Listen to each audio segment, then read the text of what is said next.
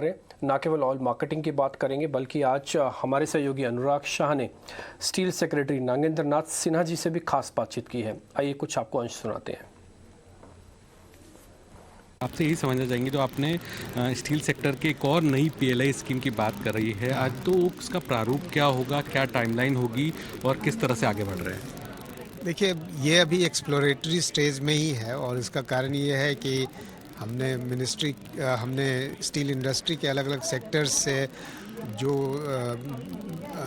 Matters पहले के PLI में कवर नहीं हो पाए थे और उनका स्ट्रक्चर कैसा हो, उन पे सुझाव मांगे हैं। कुछ सुझाव आए हैं, लेकिन हमें लगता है कि और भी कई सारे सुझाव आने संभव हैं।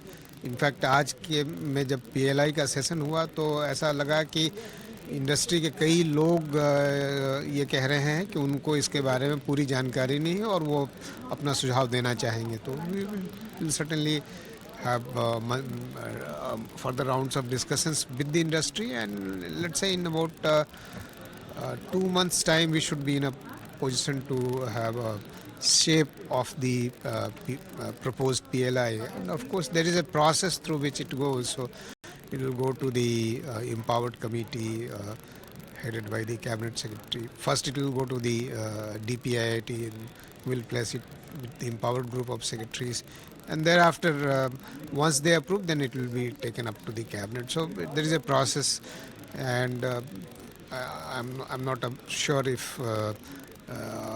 how much time this entire process will take, but a typical guess should be about at least 9 months or so. Sir, एक चीज़ और आपसे समझना चाहेंगे, जो हमने देखा है कि पिछली बार जो स्टील सेक्टर के अंदर ग्रोथ है वो 10% तक दिखी थी, तो इस बार क्या टारगेट लेके चल रहे हैं और क्या कोयले से जुड़ी हुई कोई दिक्कतें हैं या यहाँ सेक्टर में भी कोई दिक्कत नहीं है? देखिए, स्टील इंडस्ट्री में कोई टारगेट लेके हम नहीं चलते हैं, पर इस साल हमने कंजम्पशन वगैरह में लगभग 12% का ग्रोथ देखा है। अब पिछले साल जैसे मैं पहले बता रहा था 106 मिलियन टन का कंजम्पशन था, ये बढ़ के इस बार 119 मिलियन टन हो गया है।